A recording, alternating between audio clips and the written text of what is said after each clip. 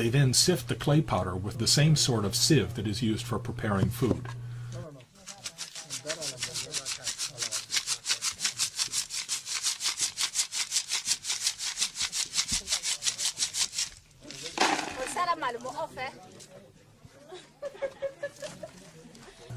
In another area of the compound, potters or their children may be smashing up old broken potsherds between two stones to produce a grainy material which is called grog.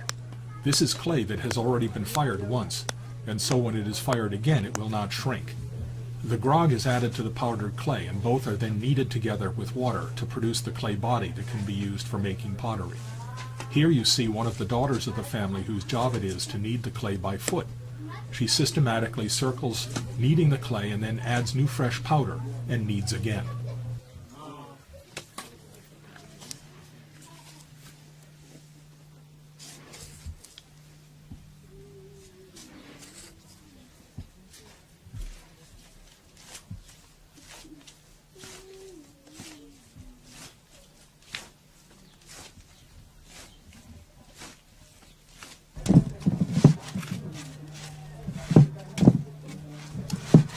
Mrs. Konate is kneading grog into her fresh clay by hand.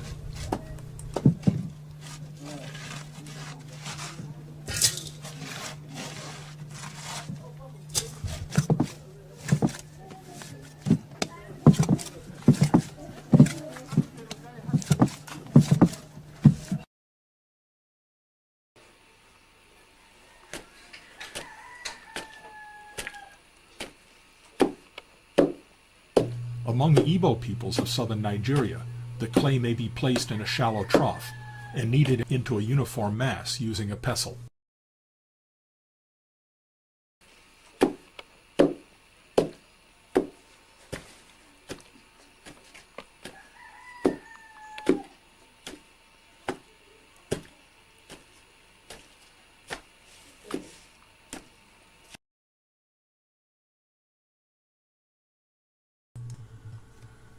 The simplest and most obvious technique is simply to turn an old jar upside down on the ground and to use it as a mold for a new jar.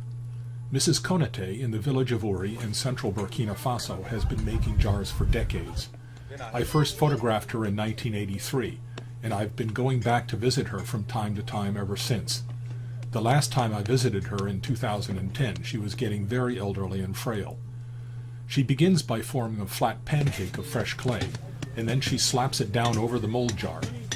She uses a beater in her right hand to spread the fresh clay out over the mold jar, thinning it and spreading it.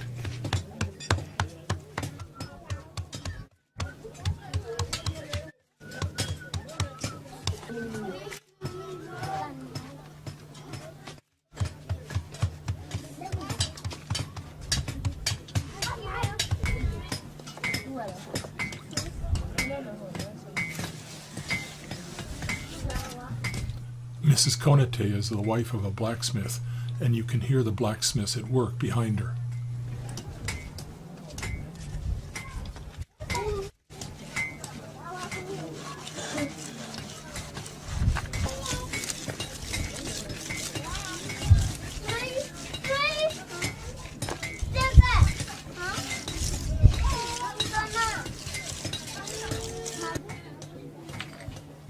She uses a coil of fresh clay to form a ridge around the base and then shapes that with her fingers into a flat bottom that will support the pot when it is placed on the ground.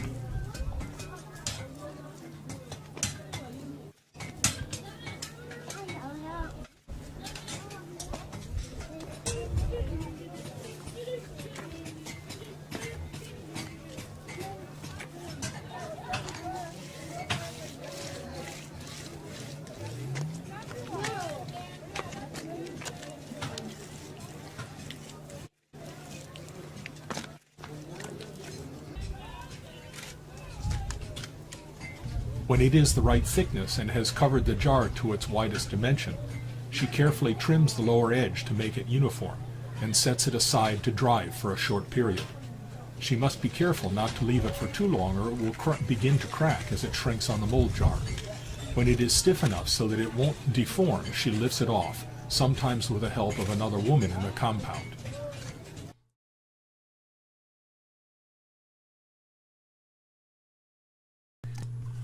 The concave mold technique is the first technique that I discovered when I first went to Africa as a Peace Corps volunteer. I had studied pottery in college, but I had never seen such an unusual and innovative technique. Women divide their hair into segments and sport a big top knot at the front, which they remove when they're older. Men braid their hair into intricate shapes and often wear eyeliner even into old age. Girls are cut with razors when they're babies, and charcoal is sprinkled in the wound to form tattoos. Face packs of minerals are worn to improve the complexion. Even the way they set up their camp adheres to strict rules. Women lay out their beds north to south according to rank and erect a table on which they display their possessions. Everything has its place, and every 2 or 3 days it's loaded onto the back of a donkey or an ox and they move on.